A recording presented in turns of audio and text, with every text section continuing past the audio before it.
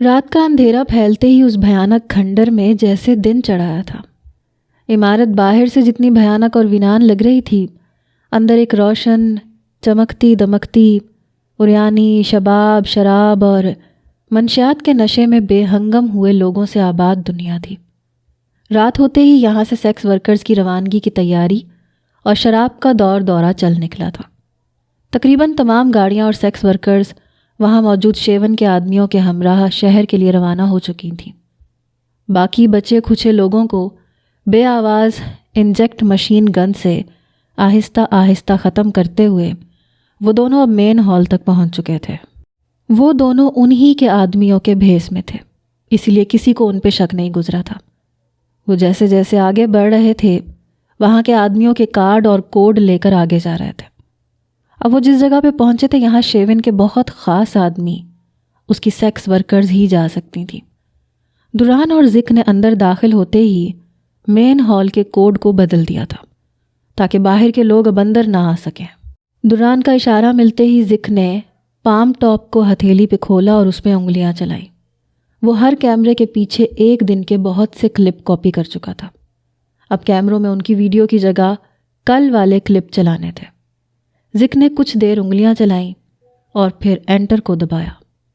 Panic روم میں لگے کیمروں کو پچھلے دن کے کلپ میں تبدیل کرنے کے بعد ذک نے دوران کو ہاتھ سے اوکے کا اشارہ دیا۔ ذک کا اشارہ ملتے ہی اب دونوں کو ایک دوسرے سے الگ ہو جانا تھا۔ اب وہ دونوں مخالف سمت میں مڑ گئے تھے۔ سیاہ فام اس کا بازو تھامے تیز تیز چلتا ہوا آگے بڑھا تھا۔ صبح سے ایک کمرے میں بند رہنے کے بعد اب اسے نکالا گیا تھا اور شیون کے پاس لے جایا جا رہا تھا۔ وہ آنکھیں پھاڑ پھاڑ کے ارد گرد دیکھ رہی تھی کہ شاید اسے کہیں دوران نظر آ جائے، لیکن وہ کہیں نہیں تھا۔ چند منٹ راہداری میں چلنے کے بعد وہ شیون کے آفس نما کمرے میں اس کے سامنے کھڑی تھی۔ شیون نے اس کی طرف دیکھا، ہاتھ سے پاس کھڑے آدمی کو کمرے سے باہر جانے کا اشارہ کیا۔ وہ اپنی جگہ سے اٹھا اور خباثت سے تھوڑی پہ ہاتھ پھیرتا ہوا اس تک آیا۔ ایلیکس کو تو خوش کیا تم نے، اب میری باری ہے۔ جویریہ کے پاس آ کر بدبو کے بھبکے اڑاتا وہ اس وقت نشے میں دھت تھا۔ وہ جو شیون کے پاس آنے پہ گھبرا گئی تھی، اچانک کانوں میں آتی دوران کی آواز پہ سانس بحال ہوئی۔ جویریہ، اس کو اس آفس سے باہر لے جانا ہے کسی بھی طریقے سے، صرف 3 منٹ ہیں تمہارے پاس۔ دوران اسے شیون کو آفس سے باہر لے جانے کا کہہ رہا تھا۔ اسے اس وقت کچھ نہیں سوجا تو وہ فوراً سے زبردستی مسکرا دی۔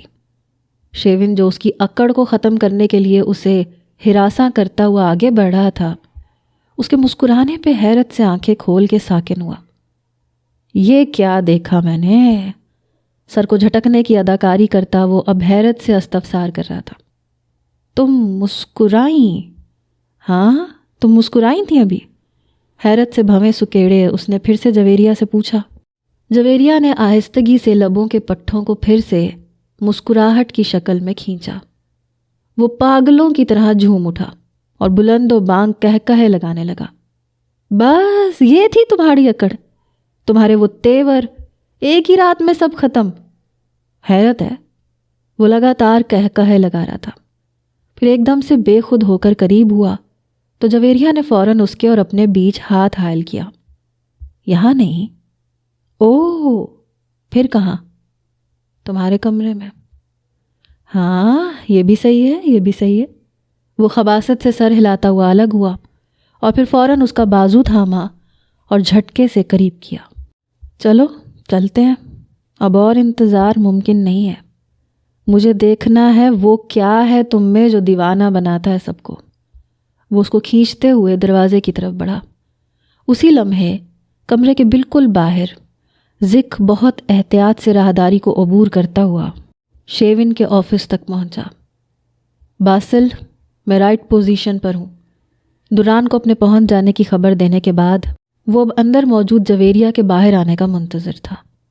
انہیں شیون کے اس آفس سے ہی سب معلومات نکالنی تھی۔ شیون ایک جھٹکے سے جیسے ہی جویریہ کو لے کے آفس سے باہر نکلا، ذک نے فوراً رخ پھیرا۔ وہ ذک کی طرف متوجہ ہوئے بنا تیزی سے آگے بڑھ گیا۔ ذک نے آنکھیں چندھی کیں اور اس کے آفس کے لاک کو دیکھا۔ اسے اب یہ لاک ڈی کوڈ کرنا تھا۔ دوسری طرف دران اب راستے میں آتے سب آدمیوں کو ختم کرتا ہوا آگے بڑھا تھا، جب تیسری طرف جویریہ شیون کے کمرے میں پہنچ چکی تھی۔ شیون کو اپنی طرف بڑھتا دیکھ کر اس کی سانس خشک ہو رہی تھی۔ دران کی طرف سے خاموشی جان نکال رہی تھی۔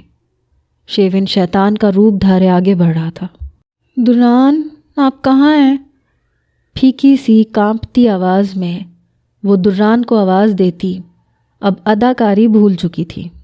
شیون کی کم ہوتی دوری اور دران کا نہ پہنچنا اس کی گھبراہٹ کا سبب بن رہا تھا۔ شیون نیم برہنہ ہوتا سب ہوش و حواس کھو چکا تھا۔ اس کو اپنے پاس آتا دیکھ کے وہ مخالف سمت کو بھاگی۔ کیا ہوا اب؟ وہ جھنجھلا کے دانت پیستا ہوا پلٹا۔ جویریہ تقریباً بھاگتی ہوئی کمرے کے دروازے تک پہنچی۔ دروازے کا لاک وہ کسی صورت کھول نہیں سکتی تھی۔ وہ یوں ہی لاک کے ساتھ الجھ رہی تھی جب ایک دم سے شیون نے اسے کندھوں سے پکڑ کر اپنی طرف موڑا۔ چھوڑے مجھے دران! وہ شیون کو دھکا دیتے ہوئے چیخ پڑی۔ شیون نے ایک بھویں چڑھا کر زہریلی مسکراہٹ کو لبوں پہ سجایا۔ یہ فلم نہیں ہے میری جان، تمہارا ہیرو یہاں کبھی نہیں پہنچ سکتا۔ وہ لپک کر جویریہ تک پہنچا تھا۔ دران! وہ پاگلوں کی طرح چیختی ہوئی دران کو پکار رہی تھی، جبکہ وہ کہہ لگاتا اپنی گرفت مضبوط کر رہا تھا۔ وہ بے خودی میں اتنا دھت تھا کہ دروازہ کھلنے کی آواز تک سنائی نہیں دی۔ دروازہ کھولتے ہی دران ایک جست میں اس تک پہنچا اور اسے گردن سے دبوچ کے اپنی طرف موڑا۔ ایک جھٹکے سے ماسک کو چہرے پہ سے اتارا۔ وہ جو پوری طرح شیطانیت میں دھت تھا، دران کو یوں سامنے دیکھ کر گنگ ہوا۔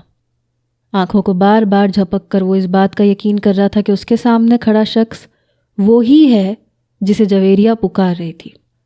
دران کے جبڑے اور بند ہوتی مٹھی کے نیچے بازو کی رگیں ایک ساتھ تن کر ابھر گئی تھیں۔ ہوا میں مکہ اٹھا کر اس کے جبڑے پہ کاری ضرب لگاتا وہ اسے زمین پہ گرا چکا تھا۔ لفٹ کا دروازہ کھلتے ہی دران نے ایک جھٹکے سے اسے زمین پہ پھینکا۔ شیون نے حواس باختہ ہو کر ارد گرد دیکھا۔ وہ تہخانے کی گیلری میں اوندھے منہ لیٹا تھا۔ وہ نیم برہنہ حالت میں تھا۔ ہاتھ پیچھے باندھ رکھے تھے اور منہ پہ بھی سیاہ پٹی باندھ رکھی تھی۔ دران اسے گیلری میں سے گھسیٹتے ہوئے آگے بڑھ رہا تھا اور تمام لڑکیاں حیرت سے بھاگ بھاگ کر سلاخوں تک آ رہی تھیں۔ شیون نے سرخ ہوتا چہرہ اوپر اٹھایا۔ دران نے اس کے چہرے کا حشر کر دیا تھا۔ اس کی بائیں آنکھیں سرخ ہو کے سوزش کے باعث اوپر کو ابھری ہوئی تھی۔ بکھرے بالوں اور چہرے پہ جا بجا مکوں کے نشان لیے وہ پھٹی پھٹی آنکھوں سے کبھی دران اور جویریہ کی طرف اور کبھی سلاخوں کے پیچھے چمکتی آنکھوں والی بوسیدہ اور بے حال لڑکیوں کو دیکھ رہا تھا، جو اسے بے خوف آنکھوں کے ساتھ کسی بھوکے شیر کی مانند گھور رہی تھی۔ ایسا بھوکا شیر جس کے شکار میں اور اس میں صرف ان لوہے کی سلاخوں کا فاصلہ ہو۔ وہ لوگ اس وقت خفیہ تہخانے میں موجود تھے۔ یہ شیون کی جیل تھی۔ اسے وہ اپنی بنائی ہوئی دوزخ سمجھتا تھا اور خود کو یہاں موجود ہر ذی روح کا خدا مانتا تھا۔ وہ یہاں ہزاروں کی تعداد میں موجود لڑکیوں کی زندگی، حتیٰ کہ ان کی سانسوں تک کا مالک خود کو سمجھتا تھا۔ دران نے اسے کچھ سوچنے سمجھنے کی مہلت ہی نہیں دی تھی۔ وہ اسے پاگلوں کی طرح مار رہا تھا اور اس کی اتنی بڑی فوج میں سے کوئی ایک آدمی بھی اسے بچانے کے لیے نہیں پہنچا تھا۔ اتنی سیکیورٹی اور اتنی طاقت کے باوجود وہ اس وقت دران کے رحم و کرم پہ تھا۔ دران کے مکوں اور گھونسوں میں ایک عجیب جنون تھا۔ اس کی آنکھوں کی وحشت میں عجیب درد تھا۔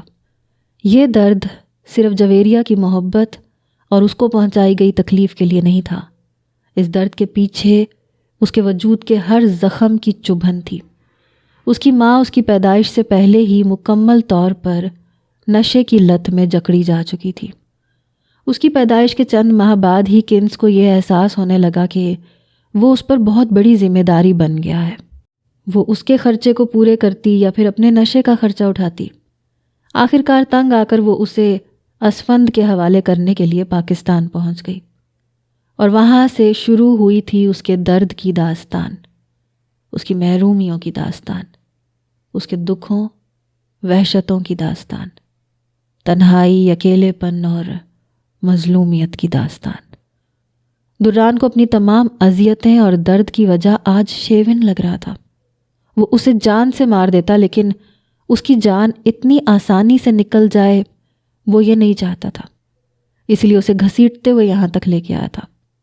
وہ اور جویریہ اب شیون کے ساتھ تہہ خانے میں موجود تھے، جبکہ زک وہاں آفس سے تمام معلومات اکٹھی کر رہا تھا اور ایجنسی سے رابطہ کر کے اگلے لاحِ عمل سے پہلے ان تمام معلومات کو بروقت ان تک پہنچا رہا تھا۔ دران نے شیون کو جیل کے کمروں کے وسط میں موجود گیلری میں لا کے پٹخا، جبکہ جویریہ وہاں کھڑے تہہ خانے کے داخلی دروازوں کے پاس لگے بورڈ کے پاس کھڑی تھی۔ اس بورڈ پر موجود ایک بٹن سے تمام کمروں کے دروازوں کے لاک خود بخود کھل جاتے تھے۔ دران اس وقت پھر سے چہرے پہ ماسک پہنے ہوئے تھا جو اس نے صرف شیون کو اپنا چہرہ دکھانے کے لیے اتارا تھا۔ دیکھو تم سب پہ ظلم ڈھانے والا آج تم سب کے حوالے ہے۔ اس کا کیا کرنا ہے یہ تم سب اچھے سے جانتی ہو۔ تم سب آج سے آزاد ہو، باہر آؤ اور کچل ڈالو اس ظالم کو۔ دران نے جبڑے بھینچتے چلاتے ہوئے انگریزی زبان میں کہا اور جھک کے ایک جھٹکے سے شیون کے منہ پر سے پٹی کھول دی۔ پٹی کا کھلنا تھا کہ وہ چلا اٹھا، ایسے مت کرو، دیکھو میں تمہیں وہ لڑکی دے دیتا ہوں، تم اسے لے جاؤ، ان سب کو بھی لے جاؤ، جتنی چاہو دولت لے لو، مجھے چھوڑ دو۔ وہ گڑ گڑا رہا تھا۔ دران نے جویریہ کی طرف دیکھا اور پھر آہستگی سے آنکھیں بند کر کے کھول دیں۔ اشارہ ملتے ہی جویریہ نے برق رفتاری سے حکم کی تعمیل کی اور بورڈ پہ لگے بٹن کو دبا دیا۔ جیسے ہی بٹن نیچے ہوا، کڑک کڑک کی آوازوں کے ساتھ تمام کمروں کے لاک کھل گئے۔ لڑکیاں حیرت اور خوشی کے ملے جلے تاثرات لیے باہر نکلیں اور پھر جیسے ہی شیون پہ نگاہ پڑی جو خوف کے مارے سر کو نفی میں ہلا رہا تھا، دروازوں کے آگے پہلے سے رکھی ہوئی بیلٹیں، زنجیریں اور چاقو لے کے اس پہ جھپٹ پڑی۔ لڑکیاں اسے بے دردی سے مار رہی تھیں، اس کے جسم پہ ہر جگہ کوڑے، زنجیریں اور چاقو برس رہے تھے۔ وہ درد سے چلا رہا تھا، بالکل ویسے ہی جیسے وہ سب لڑکیاں چیختی اور چلاتی تھیں جب ان کے نازک جسموں پہ وہ ان سب چیزوں کے ساتھ ظلم کرتا تھا اور ان کی روح تک کو چھلنی کر دیتا تھا۔ ہر لڑکی آنکھوں میں خون لیے خود پہ ہوئے ہر ظلم اور زیادتی کا بدلہ لے رہی تھی۔ اتنی ساری لڑکیوں میں شیون دب کے رہ گیا تھا۔ پہلے پہل اس کے چیخنے کی آوازیں آتی رہیں، لیکن پھر وہ بھی دب گئیں۔ وہ مر چکا تھا، لیکن اس آخری لڑکی تک نے اسے مارا تھا جس کا کوڑا ابھی تک اس تک نہیں پہنچا تھا۔ وہ اس کی لاش کو بھی مار رہی تھیں، پیروں میں نوچ رہی تھیں، اس کے چہرے پہ، اس کے جسم پہ وار کر رہی تھیں۔ ہزاروں کی تعداد میں لڑکیوں نے چند سیکنڈز میں اس کے پرخچے اڑا دیے تھے۔ وہ دران کے ساتھ کھڑی نم آنکھوں اور پرسکون چہرے کے ساتھ اس منظر کو دیکھ رہی تھی۔ آنکھوں میں نمی آج خوشی کے باعث تھی، وہ خوشی جو اس کی روح کو پرسکون کر گئی تھی۔ شیون کی موت فقط اس کی آزادی کا پروانہ نہیں تھی، ہزاروں لڑکیاں اس ظالم انسان کے ظلم سے آزاد ہوئی تھیں۔ شیون جیسے شیطان کے چیلے اور وقت کے فرعون دنیا میں آتے رہتے ہیں، لیکن اللہ جب اپنی رسی کھینچنے پہ آتا ہے تو سب نیست و نابود کر دیتا ہے۔ اس کی طاقت کے آگے شیون کی بے پناہ طاقت اور حفاظتی تدابیر سب ناکام ہو چکی تھیں، اور وہ ایک مسلے ہوئے کیڑے کی طرح اپنی ہی بنائی ہوئی دوزخ میں فرش پہ پڑا تھا۔ جوئی، وہ جو دران کے ساتھ کھڑی سامنے کے منظر کو دیکھ کر اللہ کی شان کے بارے میں سوچ رہی تھی، بائیں طرف سے آتی آواز پہ چونک کر اس نے چہرے کا رخ پھیرا۔ تمنا خوشی سے چمکتی آنکھیں لیے کھڑی تھی، وہ حیرت اور خوشی سے اس کی طرف دیکھ رہی تھی۔ تمنا؟ جویریہ نے 1 سیکنڈ کے 99 حصے میں اسے پہچان کر اس کا نام پکارا اور بے ساختہ اس کی طرف بڑھی۔ کچھ لوگ بہت مختصر ملاقات میں بھی آپ کے ذہنوں پر بہت گہری چھاپ چھوڑ دیتے ہیں، ایسی چھاپ کہ آپ کبھی بھی انہیں بھلا نہیں سکتے۔ تمنا اس کی زندگی میں آنے والے لوگوں میں سے ایک ایسی ہی شخصیت تھی جس نے چند دنوں میں ہی اسے بے حد متاثر کیا تھا۔ تمنا کے گلے لگی وہ بے اختیار رو دی۔ اس جہنم میں گزارے ان تمام دردناک لمحوں میں وہ اس کے لیے ایک ٹھنڈی پھوار کی مانند تھی۔ تمنا کو نماز پڑھتا دیکھ کر ہی تو اسے اس بات کا احساس ہوا تھا کہ جن گناہوں کے مرتکب آپ اپنی رضا سے نہیں ہوتے، اللہ کے نزدیک ان گناہوں کی گندگی کوئی معنی نہیں رکھتی، وہ آپ کی روح کی پاکیزگی کو دیکھتا ہے۔ یہی وجہ تھی تمنا اپنی غلاظت کا شکار ہوئے وجود اور چھلنی روح کے باوجود اللہ کی بارگاہ میں پرسکون ہو کے سجدہ کرتی تھی۔ اس کے چہرے پر 5 وقت کا اطمینان اس کی روح کی پاکیزگی اور اللہ پر کامل یقین کے باعث تھا۔ وہ یہ نہیں دیکھتی تھی کہ وہ اس وقت کس جگہ پہ ہے، وہ یہ نہیں سوچتی تھی کہ اس کو شیون کس گندے کام کے لیے استعمال کرتا ہے۔ وہ تو بس یہ جانتی تھی کہ اس کی روح پاک ہے اور اس کا مالک اللہ ہے، اور جس حال میں بھی اللہ رکھے اس کے آگے سجدہ کرنا لازم ہے۔ شکوہ کرنے والے اور اپنے نصیب کو الزام دینے والے کبھی اس سکون کو محسوس نہیں کر سکتے جو تمنا کیا کرتی تھی۔ یہی وجہ تھی کہ آج اللہ نے اس کی آزمائش ختم کر دی تھی۔ دوران اب لڑکیوں کو تہہ خانے سے نکلنے کے بارے میں رہنمائی کر رہا تھا۔ ان سب لڑکیوں کے لیے باہر چائنا کی حفاظتی ٹیم آ چکی تھی۔ ایجنسی نے اپنی ٹیم کو مخفی رکھتے ہوئے اس جگہ کی ساری معلومات ایک انجان ذرائع کے ذریعے چائنا پولیس تک پہنچا دی تھی۔ خبر پہنچتے ہی ان کی ریسکیو فوج اس انجان جگہ میں قید ہوئی لڑکیوں کو بازیاب کروانے پہنچ گئی تھی۔ بعد ازاں مزید یہ بات پتہ چلی کہ یہ جیل صرف ان لڑکیوں سے ہی نہیں، بہت سے لڑکوں اور بوڑھے لوگوں سے بھی بھری ہوئی تھی۔ تہہ خانے کے اگلے خفیہ دروازے کے پیچھے ایک اور دردناک داستان رقم تھی۔ یہاں مرد، کم سن بچے اور بوڑھے بھی قید تھے، بہت سے ایسے افراد جن کو یہاں قید میں برسوں بیت گئے تھے۔ وہ شیون کی فوج کے ہی باغی لوگ تھے جو شاید اس دلدل سے نکلنے کی کوشش کرتے پکڑے جاتے تھے اور ان کو یہاں لا کر قید کر دیا جاتا تھا۔ چینی حکام اور پورے ملک میں یہ خبر تیزی سے پھیل چکی تھی۔ چین اپنے ہی ملک میں موجود اس وحشت ناک اور بھیانک جگہ کی نشاندہی پر حیرت کا اظہار کر رہا تھا۔ ان کے مطابق وہ اس علاقے اور یہاں ہونے والی تمام کارروائیوں کے بارے میں بالکل بے خبر تھے۔ جہاں سب لوگ سامنے کے دروازے سے نکل رہے تھے، وہاں صرف 3 لوگ تھے جو اس جگہ کے خفیہ راستے سے ہوتے ہوئے باہر نکل رہے تھے۔ دران، جویریہ اور زک کو لے کر ان کے خفیہ نقشے کے ذریعے یہاں سے باہر جا رہا تھا، جہاں ایجنسی کا ہیلی کاپٹر پہلے سے ان کے انتظار میں تھا۔ چین کی پولیس نے آپریشن شروع کیا۔ اس عمارت کا مضبوط گیٹ ایک دھماکے سے توڑ دیا گیا اور بعد ازاں چینی پولیس کے مطابق اس خفیہ جگہ سے 34,000 سے زیادہ اغوا کار خواتین، مردوں اور کم سن بچوں کو مختلف جگہوں سے نکالا گیا۔ عہدیداروں نے بتایا کہ ان مغویوں کو جسم فروشی، جسم کے اعضاء کی فروخت اور منشیات کی اسمگلنگ کے لیے زبردستی استعمال کیا جاتا تھا۔ عجیب و غریب اور جدید طرز پر تیار کی ہوئی اس جگہ سے بہت سی لاشیں بھی نکالی گئیں، جس میں سے ایک لاش شیون کی بھی تھی، جس کی شناخت کرنا بھی مشکل تھی۔ اس واقعے کے بعد چینی وزارت نے اسمگلنگ کے خلاف اپنا ایک سخت موقف اپنانے کا عزم کیا تھا۔ چین کی پولیس مکمل طور پر چوکنی ہو چکی تھی اور ایک خفیہ ذرائع سے موصول ہونے والی رپورٹ کے مطابق انہوں نے مزید 3,195 اسمگلنگ گروہوں کے خلاف چھاپوں میں 8,660 مغوی بچوں اور 15,458 خواتین کو بھی بازیاب کروایا۔ بہت تجسس اور کھوج کے باوجود انہیں اس آدمی کے بارے میں کوئی معلومات نہیں مل سکی تھیں جس نے اس سب کارروائی میں ان کی مدد کی تھی۔ لڑکیوں نے جس چہرے کے بارے میں بتایا تھا، دنیا میں ایسی شکل کا کوئی آدمی موجود نہیں تھا۔ بہت سی اغوا کار لڑکیوں کو شناخت کے بعد ان کے مطلوبہ ممالک میں بھجوا دیا گیا تھا۔ بہت سے بدحال قیدی ابھی بھی ہسپتالوں میں زیر علاج تھے۔ بہت سے بڑے نام جو ان سب کاموں میں ملوث تھے، ان کے نام سامنے آنے پہ ان کی گرفتاریاں بھی عمل میں لائی جا رہی تھیں۔ دوپہر کے 2 بجے امریکہ ایئرپورٹ کی انتظار گاہ میں معمول کی گہما گہمی تھی۔ ارد گرد کی چہل پہل سے بے نیاز وہ سر کو جھکائے انتظار گاہ میں لگی نشست پہ براجمان تھا۔ تھکا سا چہرہ، بڑی ہوئی شیو، وہ چند ماہ پہلے اسی ایئرپورٹ پہ اترنے والا اسفند ہرگز نہیں تھا۔ اس کے پاؤں کے پاس نیچے پڑا اس کا سفری بیگ اس بات کی نشاندہی کر رہا تھا کہ وہ روانگی کے لیے یہاں موجود ہے۔ کھلے پانچے والی سیاہ پینٹ پر کوٹ پہنے وہ افسردہ اور بے حال بیٹھا تھا۔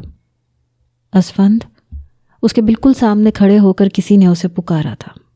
اسفند نے موندی آنکھیں کھولیں۔ سفید دودیا پاؤں سرخ جوتوں میں مکید سیاہ چمکتے فرش پہ موجود تھے۔ کنز پارکر، ہاں وہ کنز پارکر ہی تھی جو اس کے سامنے کھڑی تھی۔ اسفند نے سرعت سے چہرہ اوپر اٹھایا۔ وہ سرخ لمبے کوٹ میں ملبوس دلکش چہرے پہ پریشانی سجائے کھڑی تھی۔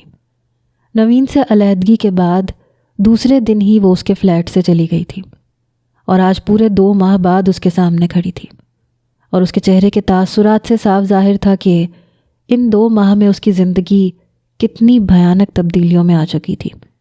ان کے بارے میں اسے آگاہی ہو چکی تھی۔ اسفی، تم نے مجھے کچھ بتایا کیوں نہیں؟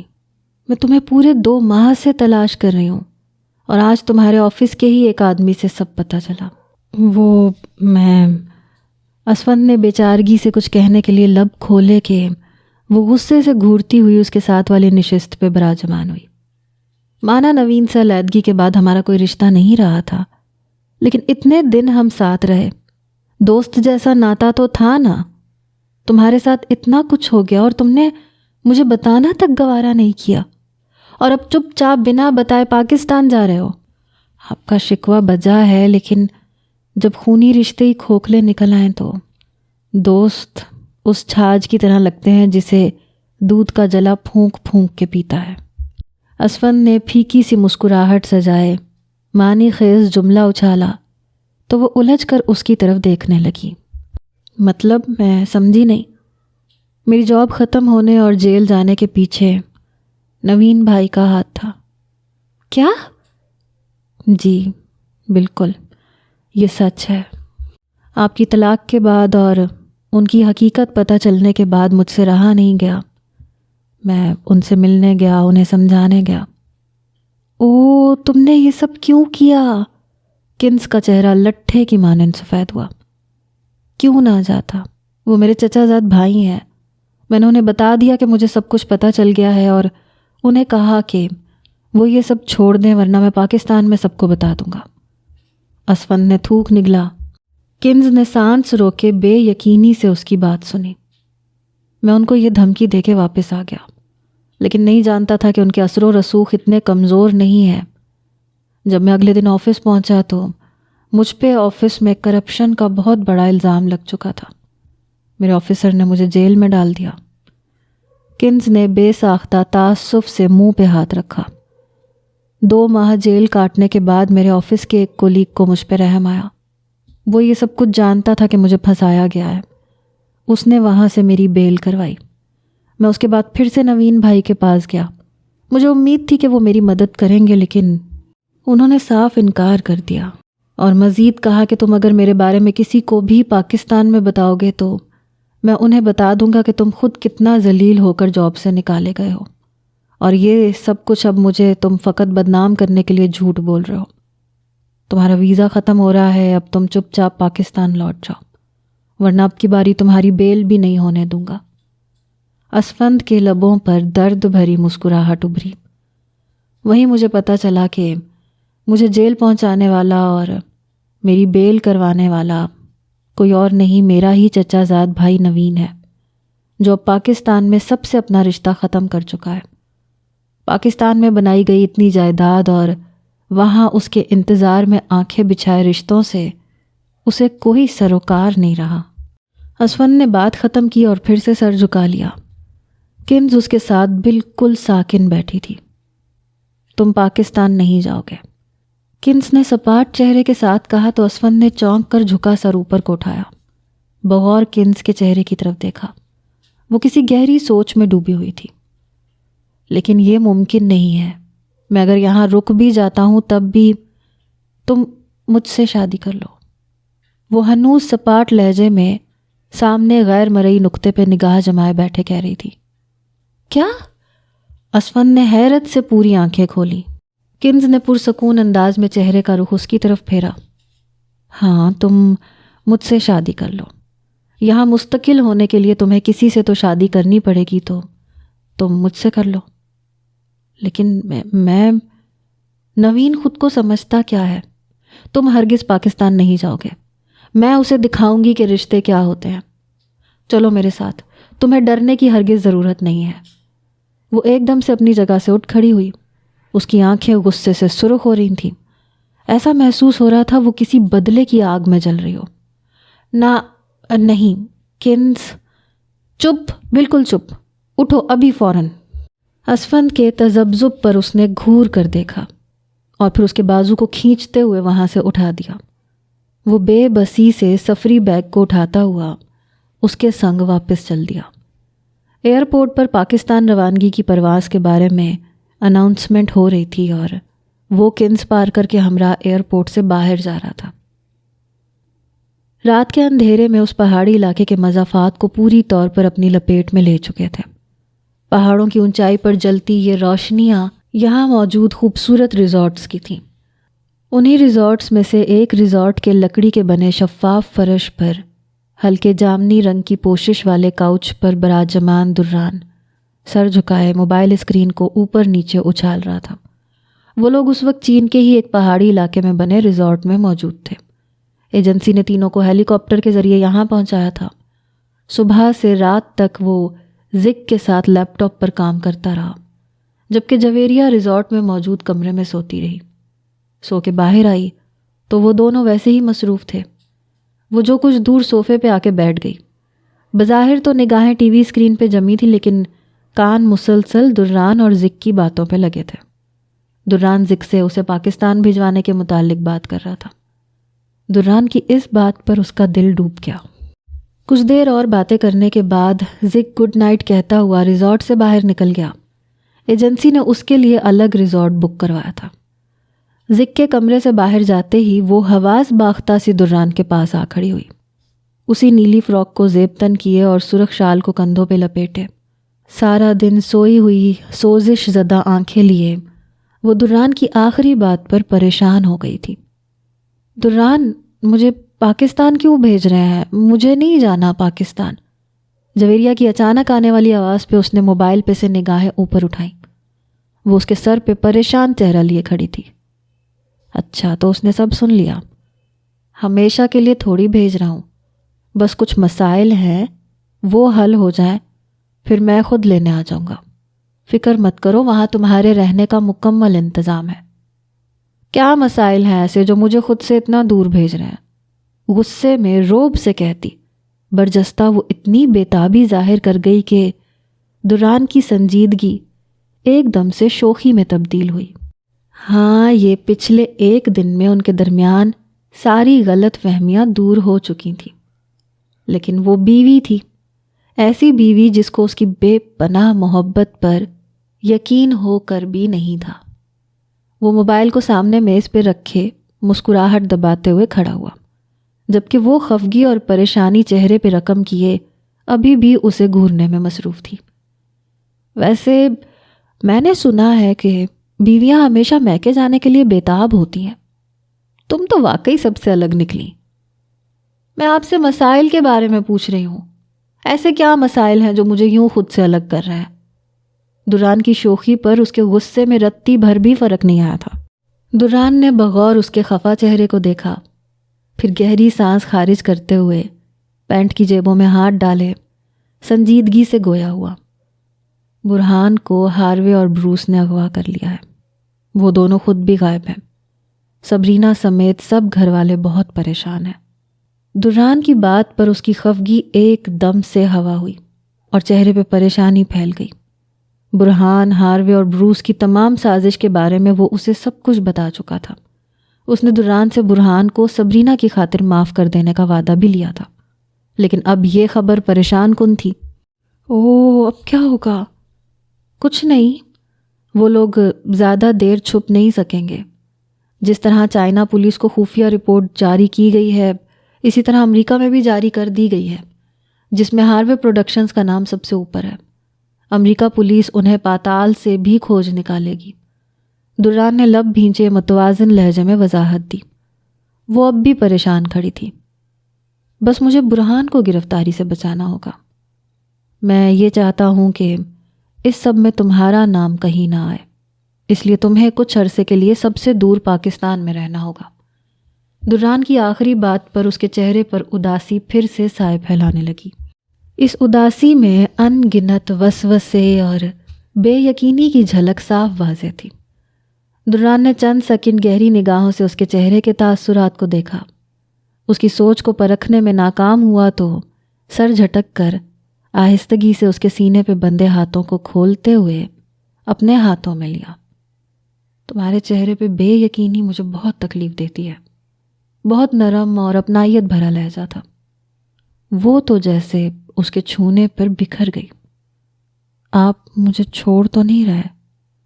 اف اف، آنسوؤں میں رندائی، بھاری آواز اور پھر ٹپ ٹپ آنسو اس کی موٹی آنکھوں سے گر کر گال بھگونے لگے۔ دران نے تڑپ کے اسے قریب کیا۔ وہ تو بے جان ہو رہی تھی۔ کیا سچ میں وہ یہ سمجھ رہی تھی کہ سارا مقصد پورا ہونے کے بعد وہ اسے چھوڑ رہا ہے؟ اف، ایک تو وہ اس کی سوچ نہیں جان پاتا تھا۔ پتہ نہیں اب وہ کیا غلط سوچ رہی تھی۔ جویریہ اس کے ہاتھوں کو چھوڑ کر محبت سے اس کے چہرے کو اپنے دونوں مضبوط ہتھیلیوں میں بھرا۔ نہیں، ہرگز نہیں، میں تمہیں کیسے چھوڑ سکتا ہوں؟ میں نے تو ایجنسی کو بھی ہمارے رشتے کے بارے میں بتا دیا ہے۔ یہی وجہ ہے کہ انہوں نے مجھے تمہیں سب بتانے کی اجازت دے دی تھی۔ وہ محبت سے اسے سمجھا رہا تھا، لیکن وہاں تو کسی بھی صفائی کا جیسے کوئی اثر ہی نہیں تھا۔ رونے کی رفتار مزید تیز ہو چکی تھی۔ وہ مضبوط اعصاب کی مالک لڑکی اس کی محبت میں کتنی کمزور تھی۔ آنکھیں میچ کے مسلسل آنسو بہاتی نمکین سے حسن کی مالک، اس کی محبت کے، اس کے جذبات کی واحد حقدار۔ اس کی لمبی پلکیں آنسوؤں سے تر تھیں۔ گھنگرالے بالوں کی چند لٹیں چہرے کے گرد، کانوں کے نیچے، گردن کی ہڈی کو چھو رہی تھیں۔ وہ اسے کھونے کا تصور بھی نہیں کر سکتا تھا۔ اس کے سب غموں کو خود میں سمیٹ لینے والی، اس کے روم روم میں محبت کے جذبات بھر دینے والی عزیز جان تھی وہ۔ دران نے بے اختیار اپنے چہرے کو اس کے چہرے کے قریب کیا۔ لگتا ہے تمہیں ایسے یقین نہیں آئے گا، کوئی اور طریقہ آزمانا پڑے گا۔ دران کی شوخ مگر خمار آلود آواز پر اس نے بھیگی پلکیں بے یقینی سے اوپر اٹھائیں۔ وہ چہرہ اس کے چہرے کے بے حد قریب کیے ہوئے تھا۔ آنکھیں جیسے ہی اٹھیں اس کی نگاہوں سے جا ملیں، جہاں سر اٹھاتے ان گنت جذبے اس کو سمٹنے پہ مجبور کر گئے۔ دران کا یہ روپ، اس کی آنکھوں میں جذبات کی گہرائی، وہ رونا بھول گئی۔ تمہیں اس رشتے کی سچائی اور محبت کی سچائی پہ یقین دلانے کے لیے اب بس وہی طریقہ استعمال کرنا ہوگا۔ چاہتا تو یہ تھا کہ جب تم پاکستان سے آؤ گی تب، لیکن اب مجبوری بن گئی ہے۔ دران نے اس کی کھلی آنکھوں میں محبت سے جھانکتے ہوئے معنی خیز جملہ ادا کیا تو وہ جھینپ کر نگاہیں جھکا گئی۔ اب پلکیں گالوں پہ لرز رہی تھیں، دل سینے میں دھڑک رہا تھا اور ریڑھ کی ہڈی میں عجیب سا ارتھ نیچے سے اوپر اور اوپر سے نیچے سفر کرنے لگا تھا۔ دران نے آہستگی سے اس کا چہرہ چھوڑ کر کمر کے گرد بازو حائل کیے، قریب کیا تو وہ سمٹ کر چھوئی موئی ہو گئی۔ نگاہیں ابھی بھی جھکی ہوئی تھیں۔ پوچھو گی نہیں وہ طریقہ کیا ہے؟ دران کی سرگوشی پر چہرے پہ اڑتی ہوائیاں مزید گہری ہوئیں۔ وہ تو جیسے اس کے ہر انداز سے محظوظ ہو رہا تھا، یا پھر وہ خود ہوش سے مفلوج تھا۔ پوچھو، دران نے کان کی لو کو چھوتے ہوئے روب سے کہا تو وہ بے ساختہ اکھڑی سانسوں میں فرما برداری سے سوال دہرا گئی۔ کیا ہے وہ طریقہ؟ بمشکل حلق سے آواز نکلی۔ وہ جو بے خود ہو رہا تھا اس کے سوال پہ خود ہی خجل ہو گیا۔ مبہم مسکراہٹ نے لبوں کا گھیراؤ کیا۔ اس کی کمر سے گرفت ختم ہوئی اور چند قدم پیچھے ہوا۔ وہ جو اس لمحے کے طلسم میں یاقوت ناصفتہ کی مانند سرخ کھڑی تھی، دران کے یوں خاموش ہونے اور پیچھے ہونے پر سراسیمگی سے لرزتی پلکیں اٹھا کے اس کی طرف دیکھا۔ وہ نچلے لب کو دانتوں میں دبائے اس لمحے کی گدگدی پہ خود بھی شرما رہا تھا۔ جویریہ کے دیکھتے ہی خجل ہوتے ہوئے جلدی سے پیشانی سہلائی۔ انداز ایسا تھا جیسے کچھ بھی سجھائی نہ دے رہا ہو۔ وہ رونا بھولے اب مجسم ہوئی، اس لمحے میں قید تھی جس کا زہر وہ کچھ دیر پہلے پھونک چکا تھا اور اب خود ہی شرما رہا تھا۔ چند سیکنڈز گزرنے کے بعد جویریہ نے جیسے ہی قدم پلٹنے کے لیے آگے بڑھائے، دران کے ہاتھ کی گرفت اس کے ہاتھ کو مضبوطی سے تھامے قدم روک چکی تھی۔ وہ جس کو دل برسوں پہلے دیا تھا، آج اس حسین رشتے کی شروعات میں اسے کیسے روک دیتی یا کیوں کر خفگی میں گنوا دیتی؟ وہ ایسی گستاخ ہوتی بھی تو اس کی قربت کے آگے ایک نہ چلتی۔ وہ دران تھا۔ نیلگوں پردے والی کھڑکی کے کھلے پٹ سیاہ رات کی آغوش میں چاندنی سے چمکتے چاند کا منظر دکھا رہے تھے۔ ایسا محسوس ہو رہا تھا جیسے آسمان پر یہ چاند بھی کمرے کے اندر کے منظر کو دیکھ کر شرما کر مسکرا رہا ہو۔ بیورلی ہلز میں رات کے اس آخری پہر میں بھی اس عمارت کے بہت سے اپارٹمنٹس جگمگا رہے تھے۔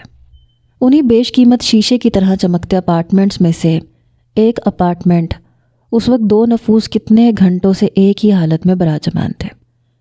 جیسکا انل کے سامنے والے صوفے پر دم سادے ہمتن گوش بیٹھی تھی اور انل اس کو دران کے متعلق بتا رہا تھا، اس کے خواب توڑ رہا تھا، وہ خواب جو 1 ہفتے سے اس کی جاگتی ہوئی آنکھیں دیکھ رہی تھیں۔ اس نے جو کچھ بھی سوچا تھا واقعی پس پشت کہانی بہت مختلف تھی۔ انل کوئی اس کا خفیہ چاہنے والا شہزادہ نہیں تھا، وہ تو بس کسی کے کہنے پہ یہ سب کر رہا تھا۔ لاؤنج کی خاموشی میں انل کی گھمبیر آواز گونج رہی تھی۔ دران اپنی ماں سے اپنی محرومیوں کے بارے میں سوال کرنا چاہتا تھا، ان سے پوچھنا چاہتا تھا کہ اسے یوں چھوڑ دینے کی آخر کیا وجہ تھی۔ پاکستان سے اپنے انکل کی جائیداد کے کاغذات کے ساتھ اسے اپنی ماں کے بارے میں جو تھوڑی بہت معلومات ملی، اسی پر یہاں آ کر ان کی تلاش شروع کر دی۔ جیسکا بار بار نگاہ اٹھاتی اس کی طرف دیکھتی اور پھر جھکا لیتی۔ اس کے بولنے کے لیے کچھ بھی نہیں بچا تھا۔ تب سے لے کر اب تک صرف انل ہی بول رہا تھا۔ 1 سال کی انتھک محنت کے بعد جب تم لوگ اسے ملے تو تم لوگوں کے حالات اور اپنی ماں کی صحت دیکھ کر اس نے اس طرح چھپ کے مدد کرنے کا فیصلہ کر لیا۔ جیسکا کی نگاہوں میں بیتے ہوئے پلوں کے سارے منظر گھوم گئے۔ وہ حالات واقعی اس کی زندگی کے مشکل ترین اور دردناک حالات تھے۔ کنس کی حالت بدتر سے بدتر ہو چکی تھی۔ اس کے پاس نہ تو اس کی دوائی کے لیے پیسے تھے اور نہ ہی نشے کے لیے۔ 1 کمرے کا چھوٹا سا اپارٹمنٹ تھا جس کا کرایہ لینے کے لیے روز مالک ان کے گھر کے چکر لگاتا تھا اور بدتمیزی کرتا تھا۔ تبھی اچانک سے سب بدل گیا۔ اس کی ملازمت ہو گئی، اسے پیسے ملنے لگے۔ پرانی باتیں یاد کرتے ہوئے اس کی آنکھوں کی پتلیوں میں بھی آنسو جھلملانے لگے۔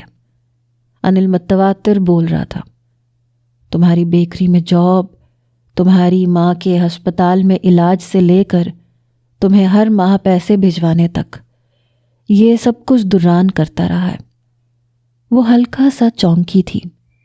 ہاں، وہ اتنی بڑی بیکری میں اپنی ملازمت ہو جانے پہ حیران تو بہت ہوئی تھی، لیکن یہ سوچ کے خاموش ہو گئی تھی کہ وہ ملازمت کے لیے اتنی جگہوں پہ درخواست بھیج چکی ہے، شاید کسی نے بیورلی ہلز میں اس کی درخواست منتقل کر دی ہوگی۔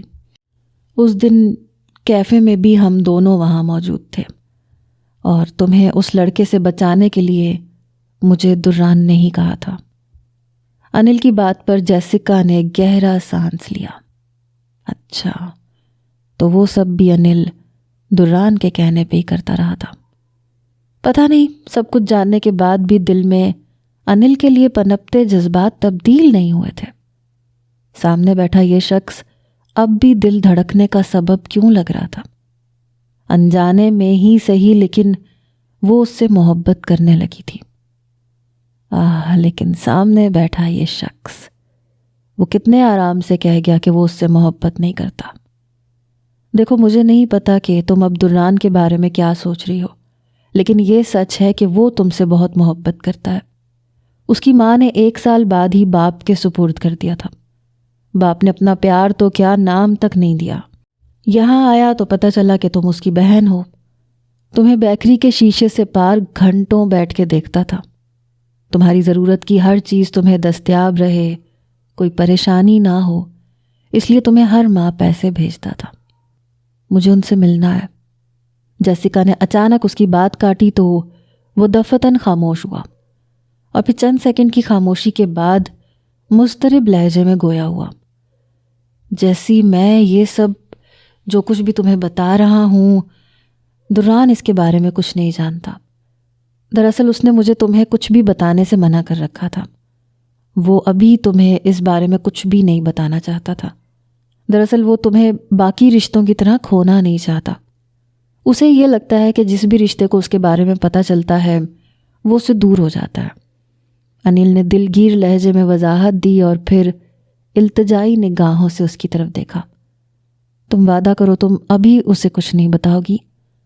انل کے التجائی لہجے پر وہ سنجیدگی سے سر ہلاتے ہوئے ایک دم اپنی جگہ سے اٹھی، سرعت سے صوفے کے بازو پہ پڑا اپنا کوٹ اٹھایا اور آستینیں چڑھانے لگی۔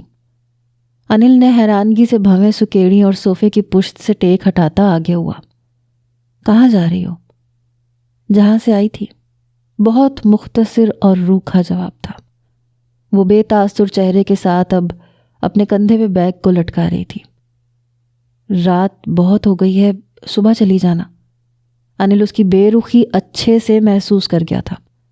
ہاتھوں پہ وزن ڈالتے ہوئے اپنی جگہ سے اٹھا۔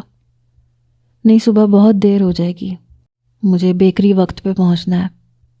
یہاں سے بیکری زیادہ نزدیک ہے؟ مجھے میرے گھر جانا ہے۔ اب کی بار اس کے لہجے میں سختی در آئی۔ وہ انل سے نظریں نہیں ملا رہی تھی۔ یہاں رکنا اب محال تھا۔ کل تک جس اپارٹمنٹ میں وہ بڑے حق سے دندناتی اس غلط فہمی پہ گھسی تھی کہ انل اسے دل و جان سے چاہتا ہے، لیکن اب یہ پتہ چلنے پر کہ دل و جان تو کیا، وہ تو اسے چاہتا ہی نہیں ہے، اندر کچھ چیخ رہا تھا۔ وہ رونا چاہتی تھی، چیخ چیخ کر رونا چاہتی تھی۔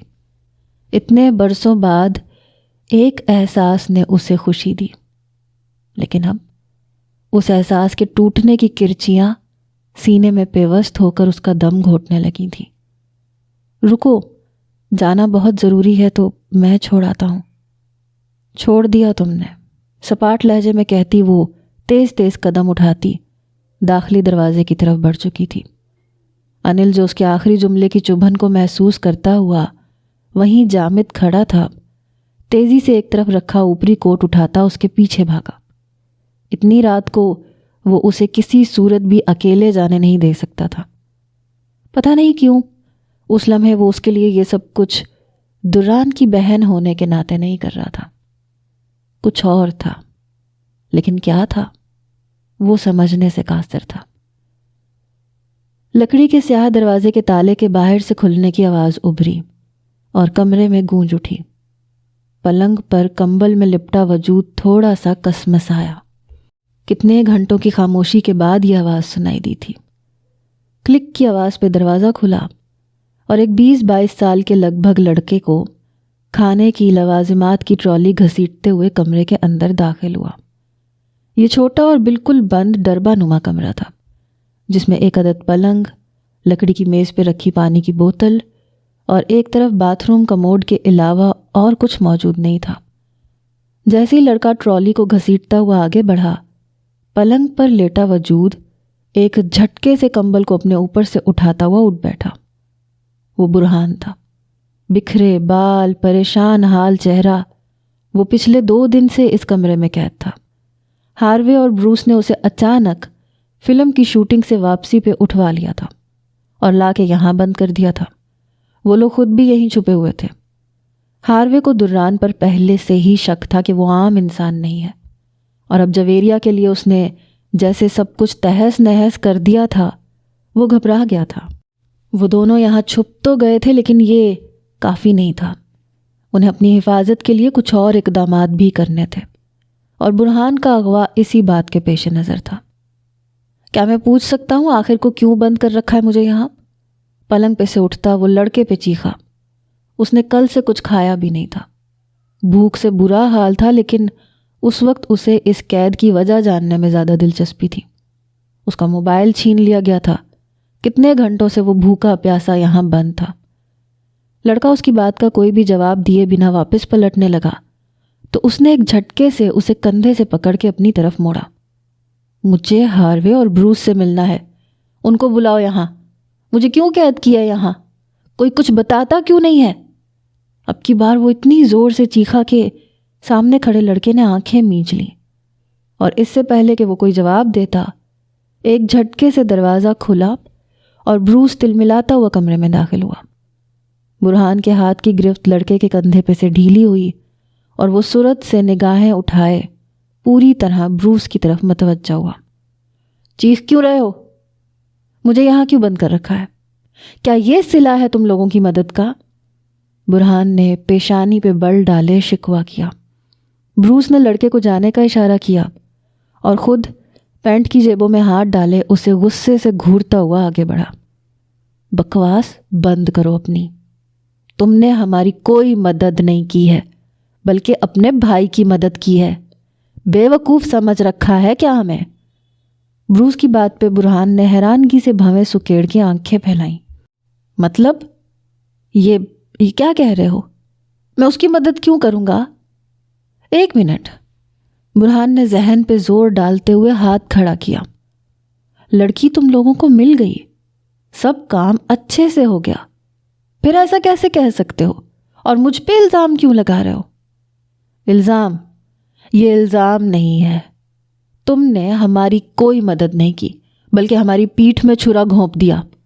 دران نے اور تم نے مل کے ہمارے ساتھ گیم کھیلا اور اب پولیس جگہ جگہ ہمیں تلاش کر رہی ہے۔ بروس کا چہرہ پریشانی کی عکاسی کر رہا تھا۔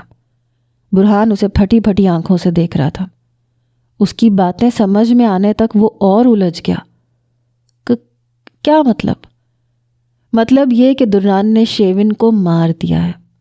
ہمارے گروہ سے جڑے ہر بندے کو گرفتار کر لیا گیا ہے۔ ہمارا سارا نظام تباہ ہو گیا ہے۔ اب ہمارا کریئر تو ایک طرف، ہماری باقی کی زندگی تک خطرے میں ہے۔ دران نے کیا یہ سب؟ لیکن میں کچھ نہیں جانتا اس بارے میں، اور میں نے اس کی کوئی مدد نہیں کی ہے۔ تم لوگ مجھے یوں مورد الزام نہیں ٹھہرا سکتے ہو۔ مجھے جانے دو یہاں سے، میری بیوی اور والدین پریشان ہو رہے ہوں گے۔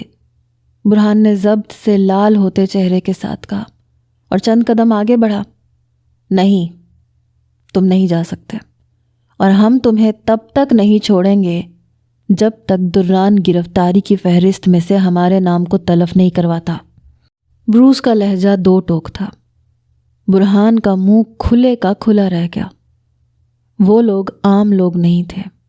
جس کام کو معمولی سمجھ کر وہ لالچ میں آ گیا تھا، اب اندازہ ہو رہا تھا کہ وہ سب کتنے خطرناک تھے اور وہ کہاں پھنس چکا ہے۔ دران ایسا کیوں کرے گا؟ وہ میرے لیے کچھ بھی نہیں کرے گا۔ تم لوگ پاگل ہو گئے ہو کیا؟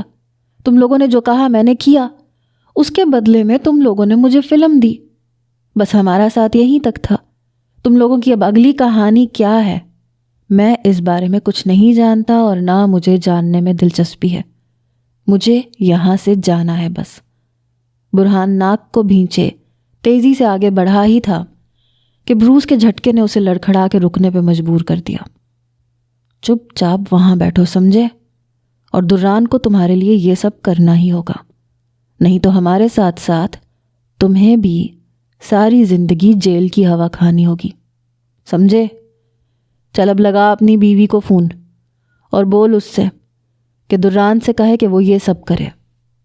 بروس نے ایک جیب سے بندوق نکال کر اس پر تانی اور دوسرے ہاتھ سے عجیب و غریب سے موبائل کو ہتھیلی پہ رکھ کے اس کے آگے کیا۔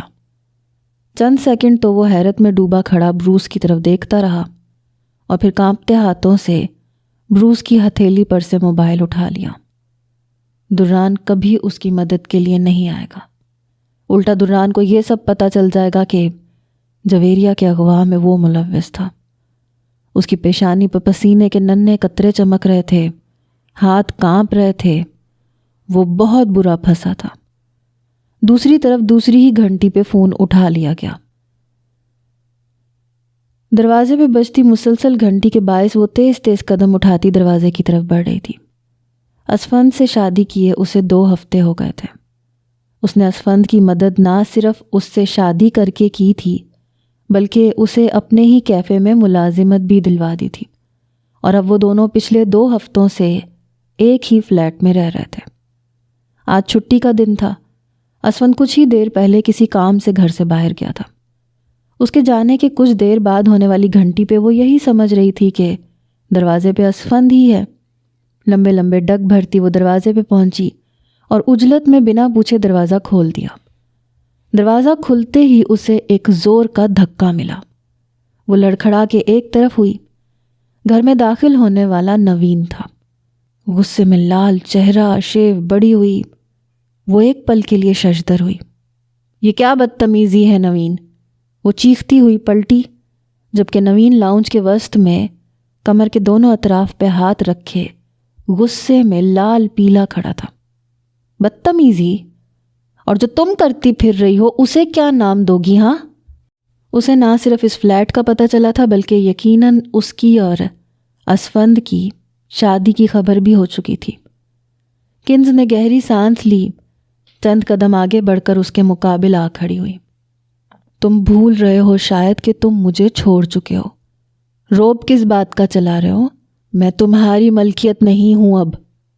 ہاں چھوڑ دیا ہے، لیکن کیا تم اس کی سزا کے طور پر مجھے جلانے کے لیے اور میری ضد میں آ کر میرے بھائی سے شادی کر لو گی؟ میں نے اسفند سے تمہیں جلانے کے لیے یا ضد میں شادی نہیں کی ہے۔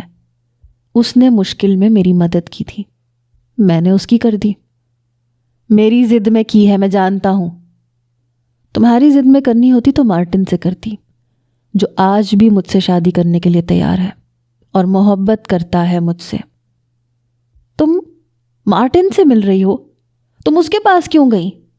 اب کی بار تو نوین کے غصے میں اضافہ ہو چکا تھا۔ وہ دانت پیستا ہوا اس پہ جھکا تھا۔ کیا میں تمہیں جواب دے ہوں؟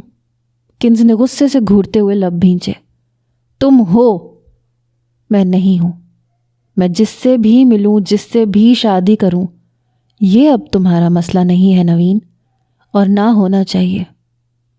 تم مارٹن کی نیت سے واقف ہو نا؟ تم نے مجھے تو میری ایسی غلطی کی سزا دے دی جو میں نے انجانے میں بہک کے سر انجام دی تھی، اور خود مارٹن جیسے گھٹیا انسان سے ملنا جلنا شروع کر دیا۔ تمہیں کیوں اتنی فکر ہے اب میری؟ اور تم سے تو اچھا ہی ہے وہ، بلکہ دنیا کا ہر مرد تم سے اچھا ہے۔ کنز نے چہرے کو آگے کرتے ہوئے زہر خوند لہجے میں اس پہ تیر برسائے۔ وہ جھنجھلا گیا۔ حالت سے صاف ظاہر تھا کہ وہ اس کے بنا ٹوٹ چکا ہے، لیکن اس محبت کو لے کر وہ کیا کرتی جب اسے احساس نہیں تھا اور اس کی خاطر وہ سب نہیں چھوڑ سکتا تھا جو وہ چاہتی تھی۔ کنزی، تم مجھ سے محبت کرتی ہو۔ کرتی تھی، اب نہیں کرتی۔ اب میں نفرت کرتی ہوں تم سے۔ نفرت کے لفظ پہ اس کی کن پٹی کی رگیں تن گئی تھیں۔ اس نے ایک جھٹکے سے کنز کو اپنے قریب کیا اور اس کا گلا دبوچ لیا۔ جھوٹ، بالکل جھوٹ بول رہی ہو تم مجھ سے نفرت نہیں کر سکتی۔ نوین چھوڑو مجھے درد ہو رہا ہے۔ کنز کی گھٹی آواز اور ہاتھ پاؤں مارنا ناکام جا رہا تھا۔ نوین غصے میں بھرا اس کی حالت سے بے خبر ہاتھ کی گرفت کو مضبوط کر رہا تھا، جب اچانک دروازہ کھلا اور اسفند جو کسی کام سے واپس لوٹا تھا سامنے کا منظر دیکھ کر حیرت سے پل بھر کو ساکن ہوا، پھر پاگلوں کی طرح بھاگتا ہوا دروازے سے لاؤنج تک پہنچا۔ نوین بھائی، یہ کیا کر رہے ہیں آپ؟ قریب آ کے وہ نوین پہ جھپٹ پڑا۔ نوین نے ایک جھٹکے سے اسے دور کیا۔ اسفند لڑکھڑا کے پھر سے آگے بڑھا اور اب کی بار زیادہ قوت سے اس کے بازو کو جھٹکا۔ نوین بھائی، چھوڑے انہیں۔ نوین کے ہاتھ کی گرفت ڈھیلی پڑتے ہی کنز بری طرح سے لڑک کے اسفند کے گلے لگی۔ وہ بری طرح کھانس رہی تھی، جبکہ اسفند اس کی پشت کو سہلا رہا تھا۔ نوین آنکھیں چندی کیے اب سامنے کے منظر کو دیکھ رہا تھا۔ چند سیکنڈ یوں ہی گزرے جب اچانک تالی بجنے کی آواز گونجی۔ اسفند نے چونک کر نگاہ اوپر اٹھائی۔ اوہ خوب، اب سمجھا میں سب۔ نوین تالی بجاتا استہزائیہ مسکراہٹ لبوں پہ سجائے ہوئے تھا۔ تم ٹھیک کہہ رہی تھیں کنزی، تم نے مجھے جلانے یا میری ضد میں شادی نہیں کی، بلکہ محبت میں شادی کی ہے۔ دونوں کا اکٹھے میرے گھر سے نکلنا، پھر ایک ساتھ رہنا۔ نوین انگشت کو ہوا میں دائیں بائیں جھلاتا، طنزیہ لہجے کے ساتھ بات کرتا ہوا چند قدم آگے بڑھا۔ وہ دونوں ناسمجھی سے اس کی طرف دیکھ رہے تھے۔ واہ، کیا منصوبہ تھا! داد دینی پڑے گی تم دونوں کو۔ نوین نے استہزائیہ لب باہر نکالے اور پھر غصے سے پھنکارتا ہوا اسفند کی طرف متوجہ ہوا۔ اور تم! غصے سے انگلی اسفند کی طرف تانی، جبکہ کنز اب سانس بحال کرتی ہوئی اسفند کی دائیں طرف کھڑی تھی۔ گھٹیا انسان! تم تو میرے بھائی تھے، میری ہی بیوی پہ گندی نظر رکھی، شرم نہیں آئی تمہیں؟ نوین بھائی، غلط بات مت کریں، ایسا کچھ بھی نہیں ہے جیسا آپ سوچ رہے ہیں۔ اسفند نے تذبذب میں اپنی صفائی پیش کرنی چاہی، لیکن وہاں معاملہ بہت سنگین ہو چکا تھا۔ اس سے پہلے کہ وہ نرمی سے نوین کو سمجھاتا ہوا آگے بڑھتا، نوین نے ایک دم سے جیب سے بندوق نکال کر اس پر تان دی۔ اچھا، کیسا ہے پھر بتاؤ؟ نوین، یہ کیا کر رہے ہو؟ کنز ایک دم چیخ کے آگے ہوئی۔ میں اسے مار دوں گا۔ نوین نے زہریلی مسکراہٹ کے ساتھ ایک نگاہ کنز کی طرف دیکھا اور پھر جبڑے بھینچتا ہوا اسفند کی طرف متوجہ ہوا، جو تعصب سے نوین کی طرف دیکھ رہا تھا۔ نوین، نیچے کرو گن، گولی چل جائے گی، پاگل مت بنو، کنز اور اونچی آواز میں چیخی تھی، لیکن اس پہ تو جیسے کوئی اثر نہیں تھا۔ مار دوں گا میں اس کو۔ ٹھیک ہے، پہلے مجھے مارو، پھر اسے مارو اور جاؤ۔ کنز ایک دم سے بازو پھیلاتی اسفند کے آگے کھڑی ہو گئی۔ وہ غصے سے کانپ رہی تھی، جبکہ اسفند اب بھی ساکن کھڑا تھا۔ 1 2 3 سیکنڈ۔ تم! نوین نے غصے سے لب بھینچ کر بندوق نیچے کی اور جیب میں ڈال دی۔ میری بات کان کھول کر سنو، چپ چاپ واپس پاکستان لوٹ جاؤ، نہیں تو اگلی بار گولی تم دونوں کو چیرتی ہوئی آگے جائے گی۔ نوین نے انگلی اسفند کی طرف کرتے ہوئے دھمکی دی اور پھر لمبے لمبے ڈگ بھرتا دروازے کی طرف بڑھ گیا۔ کنز صورت سے پلٹی اور اسفند سے لپٹ گئی۔ وہ پھوٹ پھوٹ کے رو رہی تھی۔ اسفند نے بے اختیاری میں اپنی باہوں کا گھیرا اس کے گرد حائل کیا۔ وہ اس وقت تکلیف میں تھی، بے تحاشا تکلیف میں، اور اسفند کا یوں اس کے گرد باہوں کو حائل کر دینا جیسے جلتے اعصابوں پر مرہم کی طرح تھا۔ وہ تھکن سے چور تھی، اور اسفند کا یہ شفقت بھرا ساتھ اسے تقویت بخش گیا۔ یہ کمزور لمحہ انہیں سب کچھ بھلا گیا۔ رات کا پہر دھیرے سے سرکتے ہوئے دونوں کے بیچ وہ لمحہ لے آیا جس کے بارے میں دونوں نے نہیں سوچا تھا۔ یہاں دلوں میں محبت نہیں تھی، بس ایک رشتہ، ایک لمحہ، یا پھر ایک دوسرے کی تکلیف کا احساس تھا۔ کراچی کا موسم گرم تھا، لیکن ایئر کنڈیشن کمرے میں ماحول ٹھنڈا اور خوشگوار تھا۔ جویریہ نے آہستگی سے مسکراتے ہوئے صوفے کی پشت سے ٹیک لگائی، جبکہ سنینا کی کھنکتی ہنسی پورے کمرے میں گونج رہی تھی۔ مجھے تو اب ہنسی آ رہی ہے سوچ سوچ کے۔ یاد ہے جب پہلی دفعہ دران بھائی کو دیکھا تھا، بارش میں بھیگتے ہوئے؟ اف! ہاں، وہ لمحہ کیسے بھول سکتی ہوں۔ وہ دلکش مسکراہٹ کو گہرا کر گئی۔ پاکستان پہنچے آج دوسرا دن تھا۔ وہ سیدھا سنینا کے گھر آئی تھی۔ سنینا کا شوہر اس کا بھی کزن تھا، اور وہ بہت اچھا انسان تھا۔ سنینا اپنے گھر میں بہت خوش تھی۔ اس کی بیٹی کے بعد اب ایک بیٹا تھا۔ گھر کے حالات بہت اچھے تھے۔ 2 ماہ پہلے جان اس دنیا سے رخصت ہو گیا تھا، لیکن اسے کسی نے خبر نہیں دی تھی۔ اب سنینا سے پتہ چلنے پہ وہ کل سے رو رو کے اپنا برا حال کر چکی تھی۔ اب جا کر سنینا نے دران کی باتیں کرتے ہوئے اس کے ذہن کو بانٹنے کی کوشش کی تھی۔ جوئی، میں بہت بہت خوش ہوں تمہارے لیے، اور ابا تم سے ناراض نہیں تھے۔ جاتے ہوئے انہوں نے مجھے پاس بلا کر تمہارے بارے میں پوچھا تھا کہ کیسی ہے وہ، کہاں ہے۔ सुनैना ने मोहब्बत से देखते हुए आहिस्तगी से उसे बताया। सुनैना की बातों पे पल भर में ही उसकी मोटी आंखों में आंसू चमक गए। वो बमुश्किल हुनकारा भर सकी और आंसू गाल पे लुढ़क गए। फिर से रोना शुरू। ओह मेरे खुदा, मैंने क्यों जिक्र किया। सुनैना तासुफ से उसे डांटती हुई अपनी जगह से उठी। उसकी तरफ बढ़ी ही थी जब जवेरिया के मोबाइल पर बजती घंटी पे मतवज्जा हुई। मोबाइल पे दुर्रान का नाम जगमगा रहा था। मुझे दो जरा। इससे पहले कि जवेरिया फ़ोन उठाती उसने उचक के मोबाइल उसके हाथ से ले लिया और झट से कान से लगाया। हेलो दुर्रान भाई, कैसे हैं? सुनैना बात कर रही हूँ। फ़ोन उठाते ही वो पुरजोश अंदाज में तड़ाक तड़ाक बोल गई। तो दूसरी तरफ चंद सेकंड की खामोशी के बाद आवाज़ उभरी। जी मैं ठीक हूँ, मैं जानता हूँ आपको। जी लेकिन आप ये नहीं जानते कि आपकी बीवी ने यहाँ आकर अभी तक रोने के सिवा और कोई काम नहीं किया, बस रोए चले जा रही है। मैंने तो बहुत समझाया है लेकिन मेरी बात तो आज तक नहीं मानी इन्होंने। अब आप ही समझा के देख लें।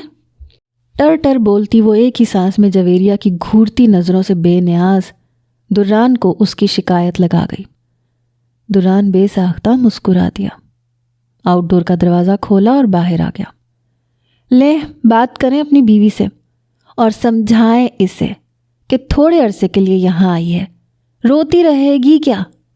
सुनैना ने चहकते हुए कहा और फ़ोन खफा सी बैठी जवेरिया की तरफ बढ़ाया। जवेरिया ने उसे घूरते हुए फ़ोन पकड़ के कान से लगाया और आहिस्तगी से गोया हुई। हेलो। रो रही थी।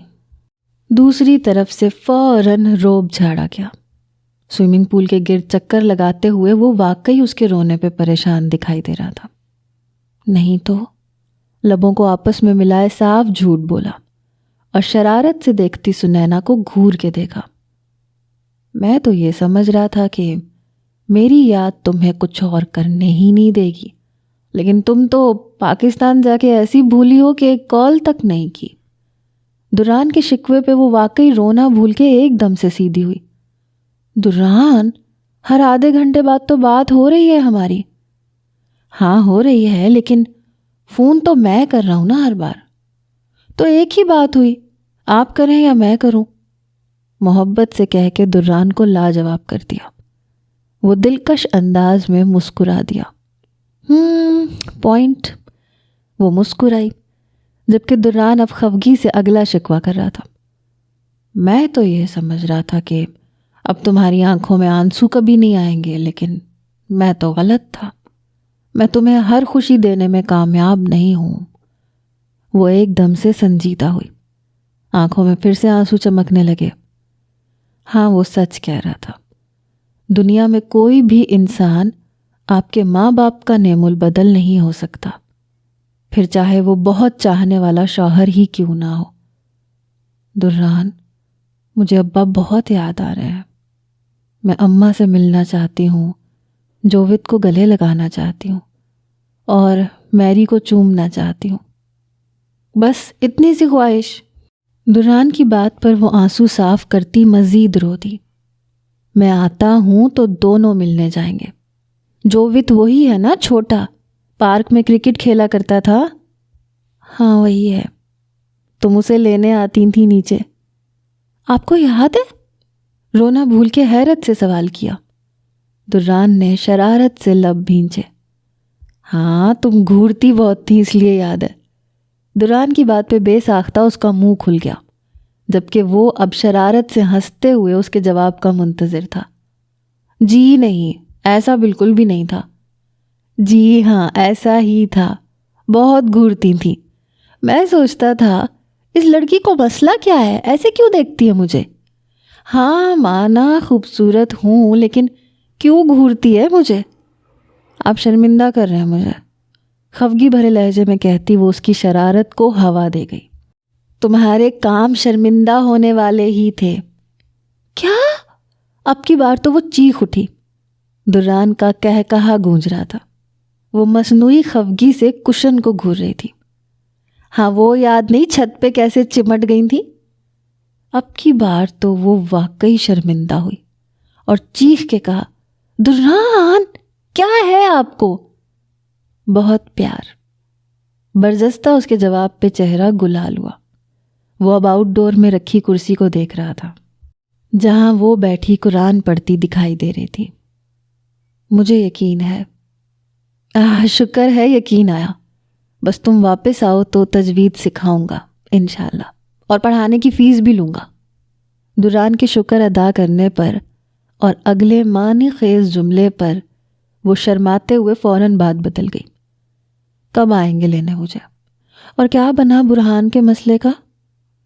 ان لوگوں نے کال کروائی ہے برہان سے، ٹریس نہیں ہو سکی، لیکن اب اگلی کال پر ہم مکمل تیاری کر چکے ہیں، اگلی کال ٹریس ہو جائے گی۔ وہ بھی فوراً سنجیدہ ہوا۔ انشاءاللہ انشاءاللہ۔ چلو پھر بند کرتا ہوں، تم گپ شپ کرو اپنی بہن سے۔ جی، رونا مت۔ اب نہیں رونا بس۔ آئی لو یو۔ دران اب جواب کے انتظار میں خاموش تھا۔ وہ لجاجت سے منمنائی، سنینا پاس ہے۔ دران کا جاندار کہا تھا۔ وہ اس کے کہے کی آواز کو اپنے اندر اتارتی سرشار سی ہوئی۔ Okay bye.